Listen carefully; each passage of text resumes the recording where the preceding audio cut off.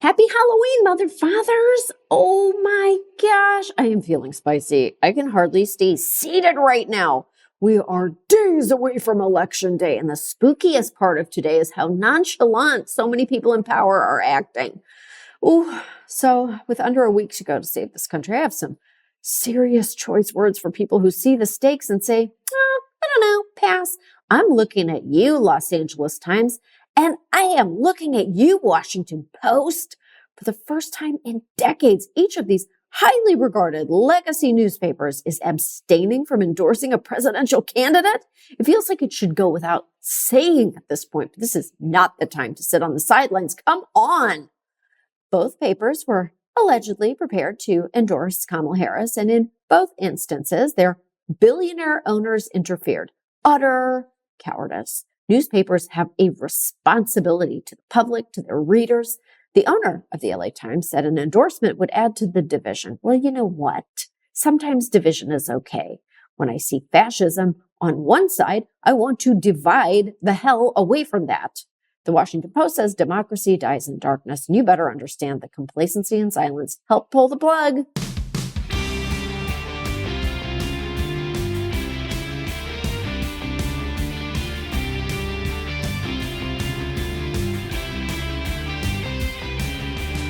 This is Choice Words. I'm Samantha Bee. My guest today is the very funny actor and now musician, Lauren Ash. Like me, Lauren is a native Canadian. You know what?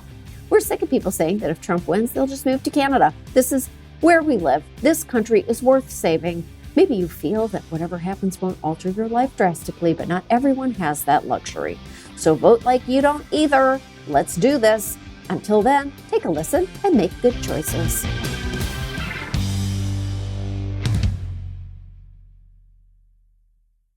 Hi. Hi, how's it going? Good. How are you? Good. I'm thrilled that you said yes to doing this. Oh my God, are you kidding? This is such a joy for me. Absolutely. Oh, just the joy is very mutual. Your setup is so good. Your headphones are so cute. You know, I love a crisp white. I like a white anything. Like I have a white car, which I know people think it's like white car, it's going to show the dirt. I just think it looks so clean. Can I say something? Yeah. Can I just make one observation? Please. Well, we are both from Canada. Yeah. The only people I know who say that are Canadian. It's my mother. It's actually, my parents are the exact same way. Yeah. They're like, you can't get a white car. It shows the dirt. And then they're like, also, you can't get a black car because that's too hot. Yep. It attracts the sun. Yeah. I'm like, every car is hot and every car shows the dirt.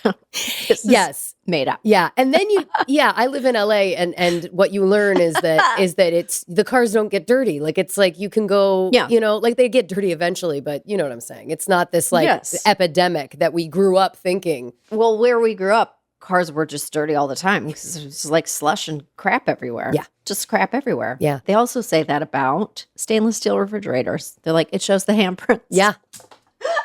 So true. Very true. Just see the finger marks. Yeah. I wouldn't do it. No. I'm not going to do it. Can't do it. And if they see like a big house in a picture, they're like, I don't want it. I don't want that big house. Can you imagine the heating bill? Who's going to do the lawn maintenance? I'm like, we're pragmatic people. Very pragmatic people. Very practical. Yes. Very practical. Okay. We have a lot to talk about because, I think the first time that we met was on our friend Alana Harkin, who formerly of Full Frontal, permanently of our lives from Canada. Of course. She directed you in this incredible short called The Godmother, which I'll put on my socials. Yes. People can watch it for Refinery 29. You're so funny in it. Thank you. It was so fun to meet you that time. It was. It's so funny because I moved to Toronto when I was like 18 and was very interested in I was going for theater school and then I dropped out after 4 months and immersed myself in the comedy world. And that was when the atomic fireballs were everywhere. Really? Yes. So I have been like chasing Samantha Bee and Alana Harkin lore for a minute. Let's put it that way. I did not know that. Yeah. I did not realize that. Yeah. Oh boy, where did you grow up? Belleville. Oh, you grew up in Belleville. Yeah. Okay. Yeah. Where did you grow up? Were you Toronto? I grew up in Toronto. I went to school in Montreal. I also went to school in Ottawa, and then I moved back to Toronto, and then New York. Got it. So that was my kind of like ping pong around. Two Canadians have to talk about Canada. We have to actually get it out of the way. We do. That's why we did that. It's true. Otherwise, we lose our passports, our citizenship. It's a whole mess. We do. It's in the Constitution. Wait, are you a dual? Are you a dual citizen? I've never have you done done that? You've never done I it. stay on green cards. I know. You stay. Okay. Yeah. It's okay. Well, if you need to talk about citizenship, you're like, why would you talk to me about citizenship now? It's a fucking disaster. Right now, I'm really kind of, You're like, no. When if it came time where they were like, we're getting rid of the immigrants, I'd be like, I'm on the first bus. You know what I mean? Like, it's cool. No, I'll go. It's okay. I'll go. Don't make a fuss. No fight. Exactly. I'll come back when it's over. Exactly. And I'll resume. And then we can talk. But at this point, Yeah. I'm not rushing. I'm not rushing. Yeah, no, that makes sense. Okay.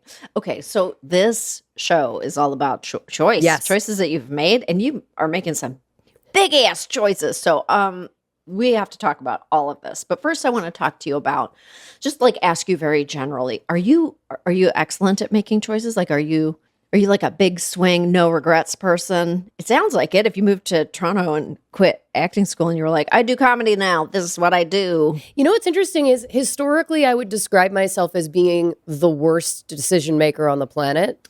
But what I realize that is I think when it comes to big decisions, I'm like very resolute and I can make them and feel good about it.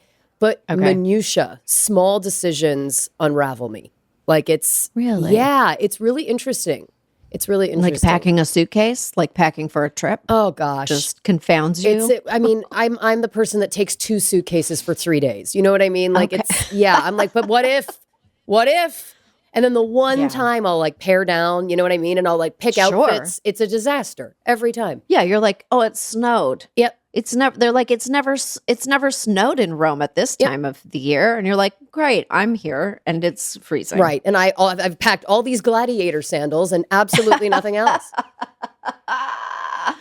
When I think about career decisions too, like what is the process for you? Because I'm sure that things come your way and you don't know and you're at the mercy of what people offer you and what choices are possible. And there's a lot of ingredients that go into directing the focus of your own performing career. Right. What is that like for you?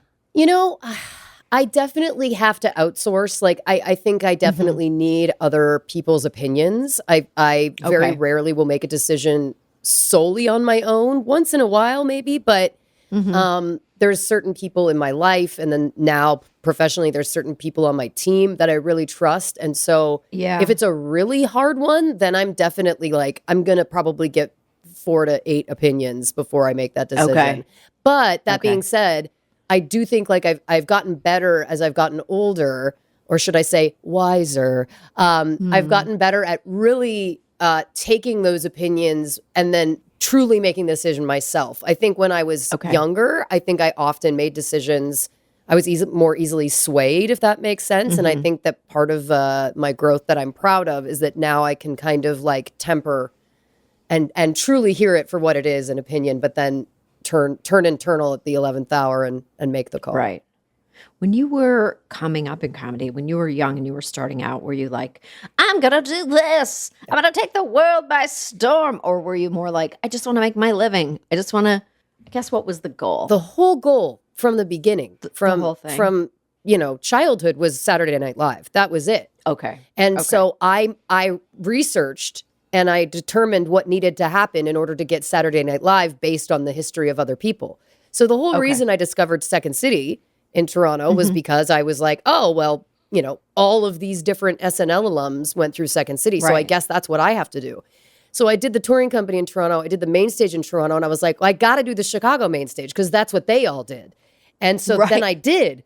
And then Lorne Michaels came to watch one of the shows. And I was like, it's happening, baby. I did it. I did the thing. And I never got an audition for SNL. God damn it. Got passed over. And you know what? It was a beautiful, in hindsight, it was a beautiful experience because there's something very interesting about spending the bulk of your life to that point, from more time than not, focused on that one goal. And then you're being told point blank, it's a no.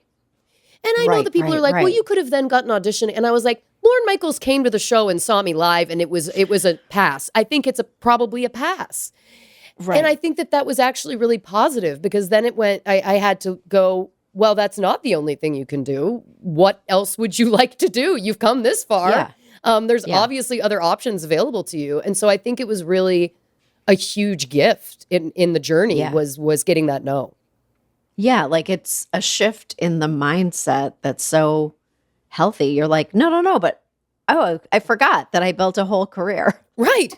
You're like, oh, I forgot that I've already achieved something that people dream of. Right. Maybe I should see that. And it's not over. Positive. It's not that it's like, oh, I got there and then that one door closed and then it was like, well, I guess you're going to have to become a mechanic. Like, it's like, no, like there's obviously a million other options, you know? There's a lot of opportunities. Yeah. Yeah. And I think people really, I find it so interesting, because I think this is true in a lot of aspects of life.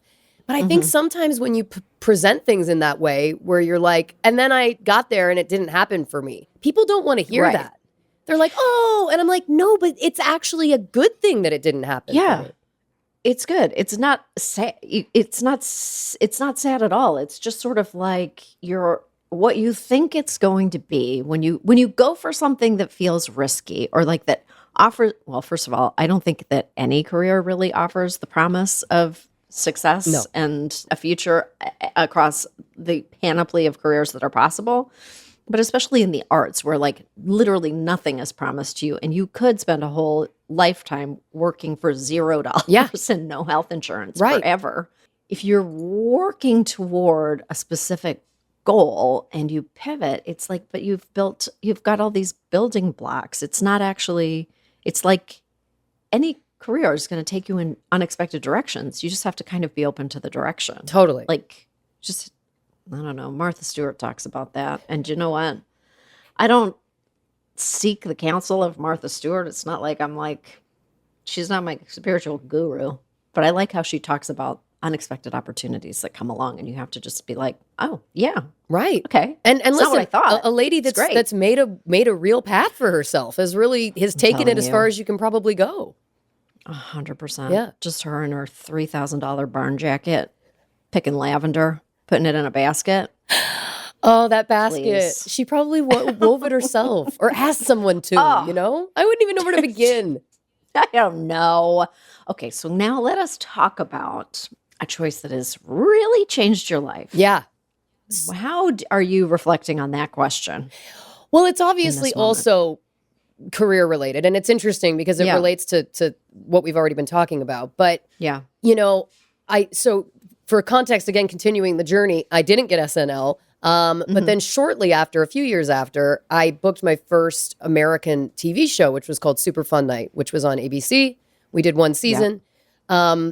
And as a quick aside, that was the Rebel Wilson, right? That was the Rebel Wilson show? Yeah. And as a quick aside, I have to say, Molly Shannon was a guest on one of the episodes who was I wanted to be her. And it was this full circle moment where she said to me between takes one day, she's like, why didn't you ever do SNL? And I said, oh, I never got asked. I never auditioned. And she goes, you just skipped a step. You just skipped a step. And it was this moment, though, of just what we were talking about, where I was like, oh, if anyone on the planet to say this to me, right? It was such a beautiful, like, you're going on the right path kind of moment. So that show, of course, unceremoniously ends, as most of them do. And for context, I had moved here to do that show, had to get a green card, which is a huge expense, had to find an apartment here on short notice, and Los Angeles now is obviously way worse, but still at the time very expensive. I didn't know about the intricacies of the United States tax system. So I was like, oh, just tax me as an individual. I didn't know. And because, oh my gosh. Yeah. Oh, I feel sick. Yeah. My tummy. Oh, my tummy. Trust me, so did I. So the long story short is I came out of that show in debt because I had to spend so much money, and I was already I was not getting paid a large amount at all. But by the time I paid for my green card and the moving and the tax and I was like, oh my gosh. And I had never been in debt. You know, I had been a working actor in Canada for years and had always made like a more than decent enough living doing that. So this was like a wild shock to my system. And I remember I was starting to get a little desperate in that time period because I was uncomfortable being in debt. I also was like, do I have to get a normal job? Right. Like I've reached this career pinnacle and now am I going to have to, which there's obviously nothing wrong with that, but it was an ego moment, right? Sure. And I got this audition and I was auditioning for everything. Like I was like, yep, put me out. I'll do it. Right. And I did this audition and they gave me a call back. And so then I kind of was like, well, what am I really looking at here? Right? Like, well, what are the deal here? And it was a show that I won't name, but it was a show that was going to shoot in Puerto Rico. And you had to agree to move to Puerto Rico for a year. And the show was very funny. The role was very funny. But there was just something at that moment in my career that I was like, and this is also, now post-pandemic, we do all of our things on Zoom. We can audition, we can call back, we can screen test, chemistry read. But at the time, it was like the idea of pulling myself out of LA to go to that distance and live there for a year. I was like, I'm really kind of pulling myself out of the game. I'm kind of putting all of my eggs in the basket that show has to succeed and do well and continue. I'm also in debt and have no money and really need to work. And I really kind of grappled with it because it was one of those things where the practical choice was to take the job, Lauren. You need to work and make money and all of the above and survive. But the other part of me, I was like, there's just something in my gut that was like, I don't think this is it. I'd only been in LA a year, and then it's like now I'm moving the other way out of the country. Like, and you have to find your own place, and it's a lot of upheaval on top of the fact that I was just like, I just don't know. And so I turned it down, and then they were like, you don't have to audition again. We'll just give you the part.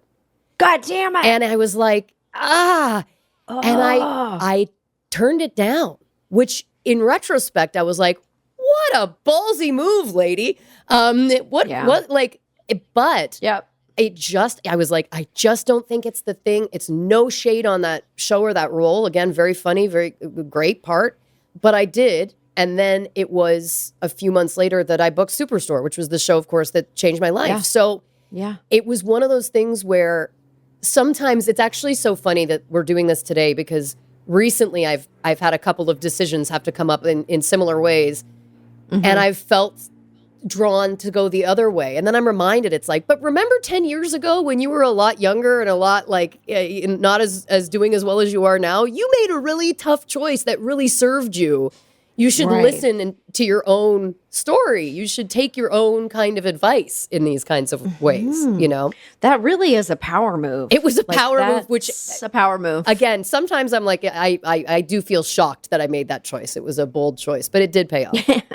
It did pay off. And like, just instinctively, like, do you feel those kinds of decisions in your bones? I know that I feel like I do. Like, as you're thinking about the kind of like the contours of what it would look like to pick up all your stuff and move again, you're like, it's not sitting in my body. Like I can't see the future of it. I can't picture it. Totally. Is that totally? right? It's a real gut feeling. And I think that always exists. I think that the decision making and when I have to like outsource to get other people's opinions, it's often because it's like the practical reality layer, if that makes sense. Like the conscious layer, the gut layer. Oh yeah, it immediately knows. And I feel like it always does. And listen, sometimes I think in life you can override that if it's something that it feels like the other payoffs may be worth it. But sure. I think for the big things, like again, having to uproot your life and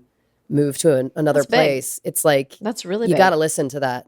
Do you you're so good. 6 seasons of Superstore. It feels like, doesn't that feel now almost like it's just very rare? Yeah. Shows don't really run for 6 seasons typically anymore at all, and I really miss that. So do I.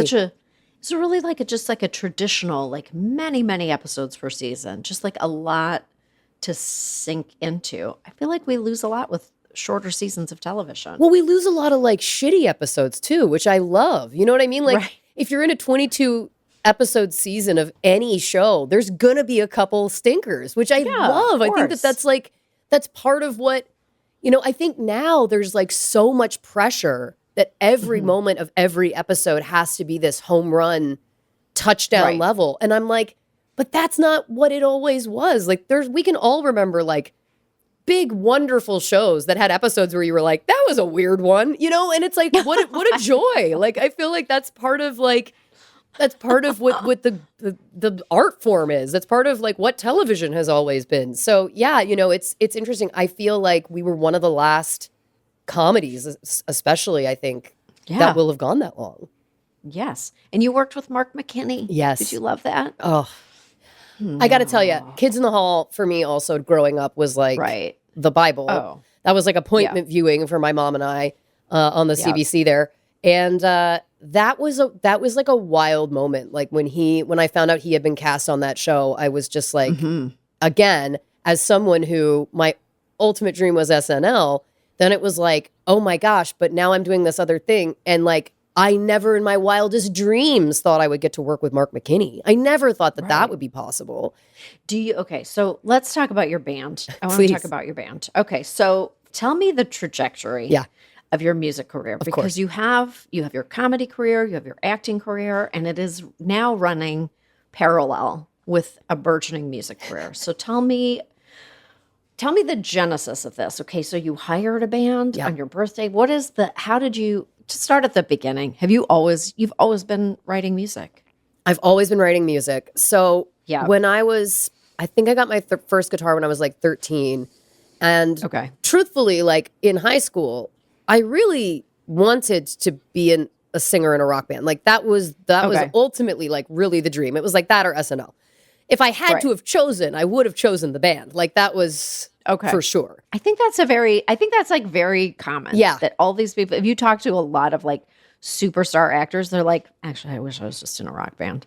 Like if I could just like play tambourine and Radiohead, I'd just like give it all up and give it all away. Absolutely. It's so true. It's so true. Every actor wants to be a rock star. Every rock star wants to be an actor, I think is like the ultimate truth. I think it's the rules. It's just the rules. It just is. But yeah, I was in a band. One of my bands in high school was called DNA. That stood for Definitely Not Americans. Oh, no. Oh, boy. Don't tell anybody. Irreverent. Here. Well, I'll never get that citizenship if I keep springing this on people.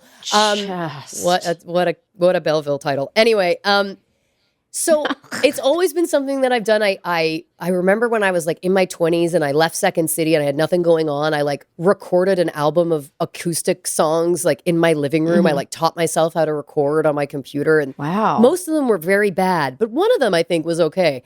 But so it's always kind of been there, and even throughout my time in LA, like I write songs. It's the thing I do. I would come home from like a day on Superstore and like get out the guitar, and like that's what I do to unwind or whatever. And so a couple years ago I was like, why don't I do this? I was like, I'm at a point in my life. I was having a big birthday and I was like, why don't I live the dream? I'm always wanted to do this. I've never done this. So for my 40th birthday, I hired a band.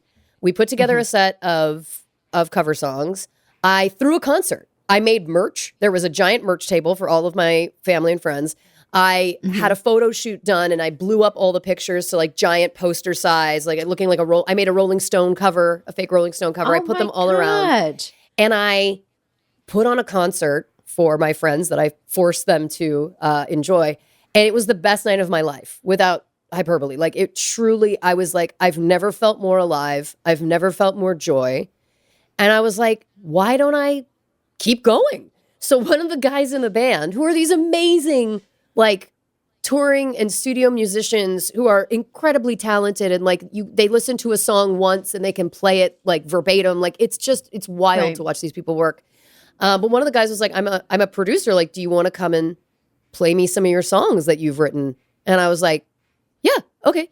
And it's funny because people, as an actor who, again, comes from comedy and live performance, people, I think, are surprised to learn, A, that in general, I'm an introvert, and B, that I was terrified to go and play this man my songs. It was the most nude I've ever felt. I was like, this is a level of vulnerability that is like, oh, you want me to sing 5 feet away from you my songs about my feelings? Like this is a lot. God. So I did, and we started recording. We recorded, the first one was a song called Now I Know that I wrote that I had been playing on my guitar at home for like 3 years.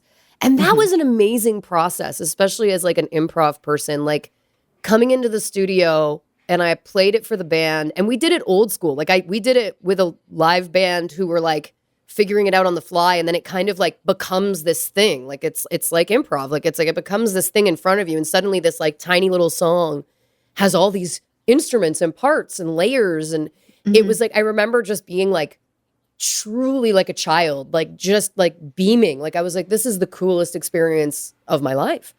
And so we put that song out and I've continued to put music out. I put out a Christmas EP last year of like pop punk Christmas songs. And I just released my next single, which was called Pathological, which I worked with some different producers. And it's like, it's such an interesting thing because it's like any other art, which I know sounds like, of course, Lauren, how would you not know that? But you have to find people that you really gel with. And it's like comedy, right? Like there's people that you like really click with and it works. And then there's people where it can still be good, but maybe it's not, and I've been lucky enough that all the producers I've worked with have been great.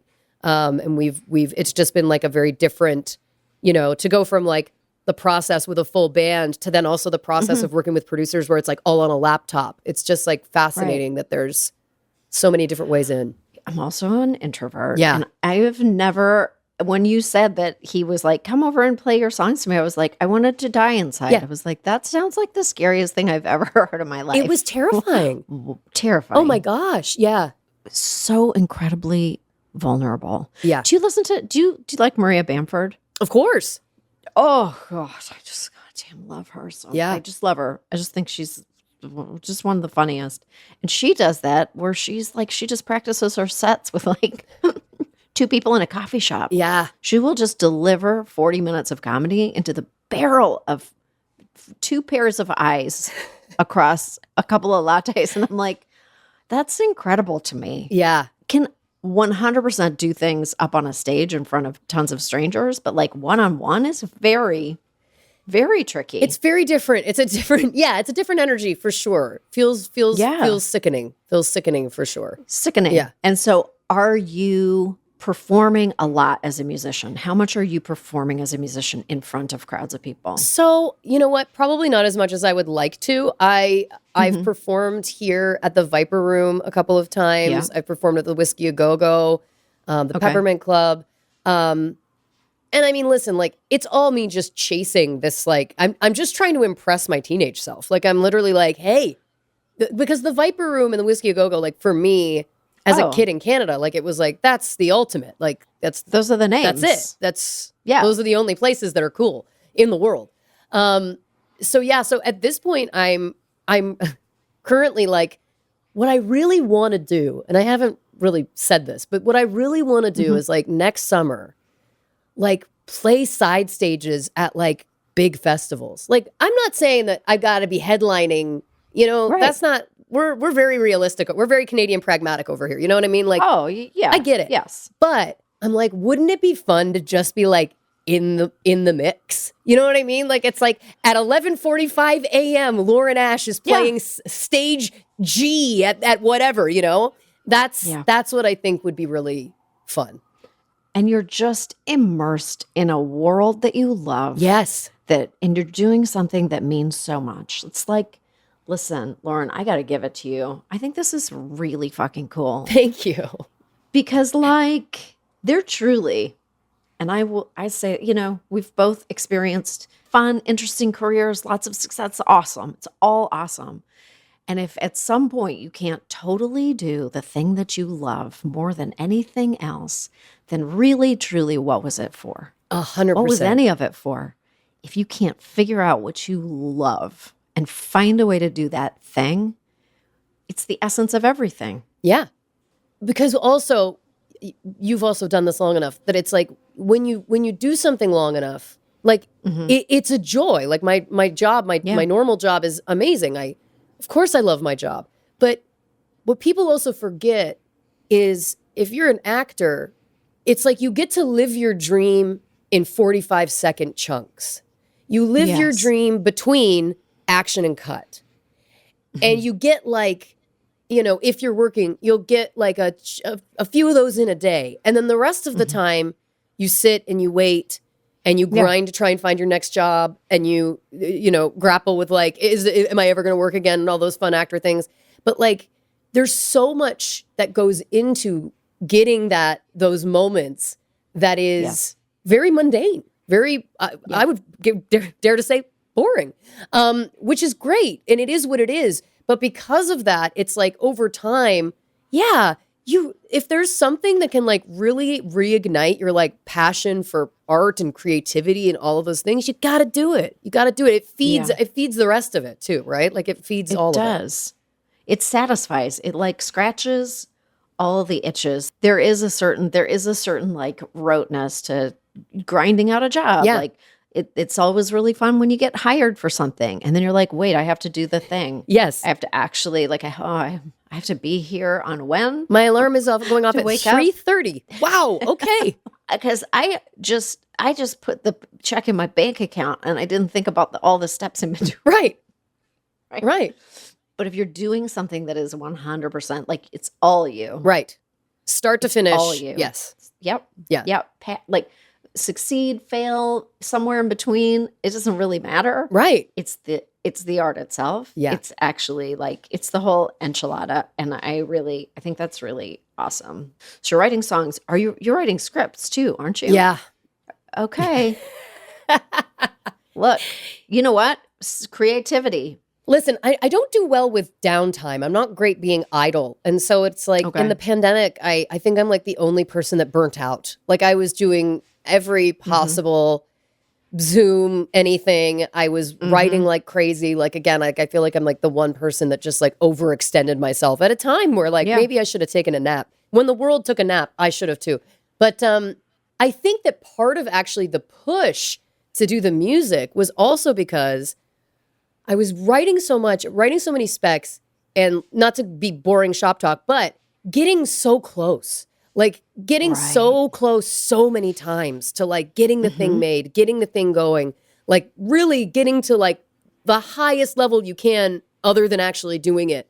But then it not happening. And there's something about like with writing a song, it's like I have the idea and then I write it and then it's done. And then it exists in the world. And that for me was almost healing, because it was like there's something that's very satisfying about creating something the way you want to create it. You don't have to take those notes if you don't want to. And then, And so that was actually, it's interesting you bring that up, because that was actually kind of like a part of this too, was that it was like, this was almost a response in some ways to like, I had some real close ones, real big disappointments that then it was like, this was a nice heart healer after that. That's good. Yeah. That's good. The immediacy of it. I think that's why people love doing live comedy too. Yeah. Because it's immediate. Like you write a joke, you think of a joke, you do the joke, it passes or fails. Right. And then it's over, and you can like use it again if you liked it. Right. Move through it. You just move through material. Right. Unless you're a person who's like constantly doing the same set for 20 years, which also exists, which I could not do. No. If my life depended on it. Yeah. I don't get that. I don't get it either. Would you ever do would you merge the worlds of songwriting and writing? Are you a musical person? Like, are you a musicals person? Do you like, that kind of hybrid experience? Totally. I can't call myself a full like musical theater person, because there are people in my life who are, and I do not add up. I don't live up. But that being said, definitely love a musical. Definitely always loved a musical movie. Like the Moulin Rouges of the world were very big in my life when I was younger. I always wanted to be in a production of Rocky Horror Picture Show. I always wanted to be in a production of Hair. Like these are things that, definitely resonate. So yeah, I think that's interesting. I think that there's definitely a world with crossover for sure. I feel like it would be bizarre for me not to explore that. Yeah. Yeah. Oh my God. My dad just told me, as I was on the phone talking to him on the way here, lives in Brampton, Ontario. Beautiful. Beautiful Brampton. He was like, I'm going to get a copy of Rocky Horror Picture Show, and I'm going to play it for all my septuagenarian friends. They've never seen it before. I'm like, what? He's like, I'm going to get a kit, and we're going to throw toast at the screen. We're going to do the whole thing. I'm like, Yes. I have to tell you, I went to a live screening of Rocky Horror in LA like within the past year. And I was so excited because in high school, that was like my thing. I mean, huge. my God. But I haven't been to a screening since. Right. That's a chunk of time. So it would get to the moments where I would like be ready to do the thing, right? Sure. Where it's like, at this point, you say something in French, right? and I was so excited to be in like a group scenario doing it, but then no one knew the same ones that I knew. What? So I'd be like, really? say something in French. Like I was just like, I would just crumble. But then the young kids, the kids that were like 16 to 25 that were there, the things they were calling out were like truly so extreme. Like, I don't know how graphic I can get on this show, but like literally like, fuck her in the ass till she tastes it in her throat. Like it was like, what? Like it was like and every line of the movie had a call out. Like every line had a response. And I was like so overwhelmed and overstimulated. And I felt like such an old lady. I felt such a like clutching my pearls, my handbag. I know. I was like holding my handbag. I'm wearing gloves. Yeah, it was very eye-opening. Definitely. Oh my God. Imagining watching the Rocky Horror Picture Show and being like, these children are being too salty. This is rude. It was to this beautiful movie from the past. Oh yeah. Yeah, exactly. You're disrespecting this classic movie. Excuse me, they're eating the corpse of Meatloaf. Have some decorum. Please. That movie was seminal in my personal development. And I got to tell you, if I met Tim Curry today, I would die. And there are very few people who I can truly say that about. I'm like, yes. And I tell my kids that because they watch Home Alone every Christmas. And I'm like, that's the guy. Yes. And they're like, what is wrong with you? He's one of the ones for me too, for sure. Oh no, I can never go see a screening. But you know what? You'd be very comfortable at my dad's septuagenarian screening. That's the speed I'm looking for. Okay? Yeah, they're going to get it right. Yes. There's going to be some pearl clutching for just like regular old reasons. Yep. It's going to be totally fine. Absolutely. Okay, you also had your playwriting. You're very busy. Yeah. And you know what? This, again, I'm not going to say that only Canadians are busy and pragmatic, but we are a people, we like to work. Yes. We rise and grind. Yes. That's the Canadian way. Whether we're picking potatoes out of a field, whether we're sowing corn or writing documents for other people to perform in. 100%. So you did a play. Yeah, and that was interesting. I don't know. It's interesting how I like get myself into things and then I'm like, I'll figure it out. Like I think that was one of those things for me where again it was like I've been writing so many things for TV and film or trying to, et cetera. It was like, what's something you can control? I hear myself. But listen, it's okay. I see a therapist. It's all right. I'm aware. But it was like there is again something that's like really interesting about creating things that you can control. I think when we do this job long enough, and again, I don't want this to sound at all like I'm complaining about my job. I love it. It's not that at all. But there's just realities, right? Where it's like, you are going in and doing things that are out of your control, and there's something that's like very at this stage in my life. I guess I've really craved to do things that are meaningful to me. And not through having to like disseminate someone else's opinions about the thing that is meaningful 100%. to you, right? Like, so 100%. Yeah. So it was a great experience. A great experience. Yeah. Everybody hates taking note. Like, but you get to know yourself as a performer. You get to know yourself. You get to know physically what you like. You get to know what you want to look like. There's all of these little stages of a career where you can come into your power. Yeah. If you're able, you can come into your power and go, I don't actually like brown eyeliner. Right. I don't feel good in it. So please don't use that. And everyone goes, what? But you have to be strong. Like you find little ways to take it back. Yeah. And then, you start to learn that actually being in charge is great. Yeah. Well, it's interesting because when I was going through my initial music, I dyed my hair pink, which was just like one of my, again, childhood dreams, which as an actor, we never do that. Are you kidding? You have to Can't do that. look like your headshot or whatever. And I was like, I'm not working right now and this will wash out. I'm just going to do it. And it was so interesting that you say that because I had this moment where I looked at myself and I was like, oh, I feel like I look like myself, but I never would have known that I didn't look like myself, if that makes any sense. It makes 100% I was like, oh, sense. this is the person that I am. And it's interesting because, again, I feel like you get into these careers and as actors especially, and you have to like make yourself at least look consistent. You know, and for me, it was always like, what do I have to do to be the most successful? Well, I have to look consistent. I can't have visible tattoos. I can't cut my hair if I, if it doesn't look like my headshot, that's a terrible, move. So it was interesting when it was like taking that moment of going like, no, I think I'm just going to do the thing that I want to do for a few months.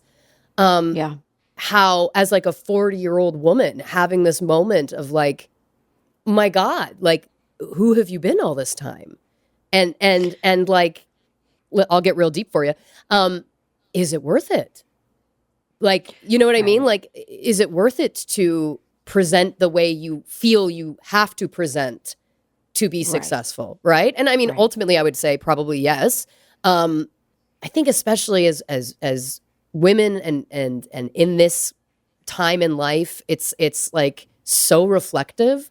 Like, I can't get over how reflective I've been in the past, like, 2 years. It's great. Much more so than ever before. But it's moments like that, right? Where you go like, oh, wow, like I feel like I'm seeing myself as I would have wanted to see myself for the first time, which is a wild experience. It's exciting. And I think that there is something that, because, as we've said, like when you are a performer and you want to get work, like there's a path to getting work. And that is kind of just like being a person who says yes. Right. Showing up with your makeup on, like showing up and looking like the part so that nobody has to imagine anything for you. Yes. And then you get it. Someone has to, for a long time in an actor's career, someone has to choose you. Right. You can choose the career. That's awesome. But a bunch of people have to choose you. Yeah. You have to make that happen. And then you get a little older and you can sit back a little bit and you can go, okay, well, what do I choose? Right. What do I choose for myself? Exactly. And people really, and the funny thing is that people end up always really responding to that. Yeah. Because then you're just like a more full version of yourself. Right. And authenticity is like, people can smell it, right? Like they can. Yeah. It's so true. They can. And I apologize for not knowing this, but did you direct any episodes of Superstore or anything like that? Or would you do that? I did. Is that an ambition? I didn't direct any Superstore. I did write an episode of Superstore, which was a real joy for me. That was so fun. Great. But I didn't direct. And it's so interesting because for a long time, I was like, well, I wouldn't know what I'm doing. I'm nowhere near qualified to do that. And then I realized that I was like, that's, I think, Canadianism or my own Canadianism. That's my own internalized misogyny. I think that it's like all of these things where I'm going, no, you literally have lived on a television set for the bulk of your adult life. You would know what you were doing, and you have other people that you would have on the team that would fill in the blanks for you. Like, so I did direct a short film once, which was a great learning experience. And I think, I think moving forward, that's definitely something that I think that I want to do. And I think that now is the time where I'm realizing that I am capable of that, which is so funny to say because it's like, of course I think I've been capable for a long time, but I think it's all those things. I think it's societal programming, all of those kinds of concepts that make us go like, and then I just think I'm like, not to go there, but to go there. It's like, I don't know a lot of men that have those same thought processes, right? Where it's like, I think a lot of men would just go, yeah. And then I go, of course I can do it. Right. I'm not criticizing men for that. I'm saying, why am I not like that? Like, if they're so bold with less experience than me to say they could do it, why wouldn't I do it? Oh, yeah. The unearned confidence of a young man is something I wish I had Yes. 25 years ago. Just even a fraction. I talk of about the this a unearned lot. There is a confidence. true crime case. I have a true crime podcast as well, because again, I don't do well with idle time, but there is a true crime case. I'll just very quickly, I won't belabor this, but there was a man who was accused of crimes, but he moves to England and just takes on a new identity and an accent, and then is doing public interviews where he's like, I am aghast that you would suggest that I am this other person. And I was like, and of course he is the other person, which he's finally now years later admitted. But for me, what I pulled from it was to have that level of just delusional confidence. I wish I had a fraction of being able to be that truly unhinged in just being like, of course I could put on a pair of glasses and scream at people in a British accent that I'm someone else and they'll believe me. And what was that? They would. That's moxie. He literally was like, they were like, but you have the tattoos of this other man. And he goes, well, I was in a coma. Somebody must have come in and tattooed me. And I was like, again, to say that in earnest, and that you think people will believe you. Wow. Yeah. That's something, again, I'd like a little of it. Not all of it, but I'd like some. Just a sprinkling. Just a spritz. You know what? We're going to get there. Yeah. Just a spritz. Just a spritz. Oh my God. It has been such a damn pleasure talking to you. I'm so happy to hear, just always happy for your success. I just think you're just the funniest, and that you're doing something that you love so much. It's just so it actually opens up my heart. It really is so meaningful, because aging is great. Getting a little older is awesome. Yeah. Actually. Yeah. It's actually an amazing experience. I agree. Oh, thank you. Thank you for having me.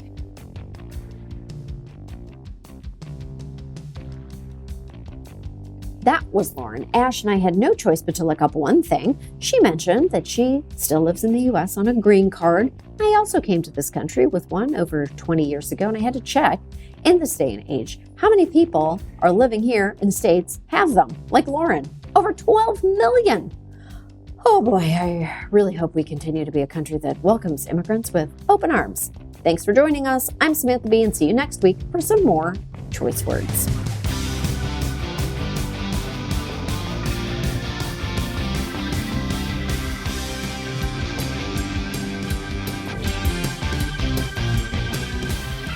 Thank you for listening to Choice Words, which was created by and is hosted by me. The show is produced by Tzvia Baron-Reinstein, with editing and additional producing by Josh Richmond. We're distributed by Lemonada Media, and you can find me at RealSamB on X and Instagram. Follow Choice Words wherever you get your podcasts, or listen ad-free on Amazon Music with your Prime membership.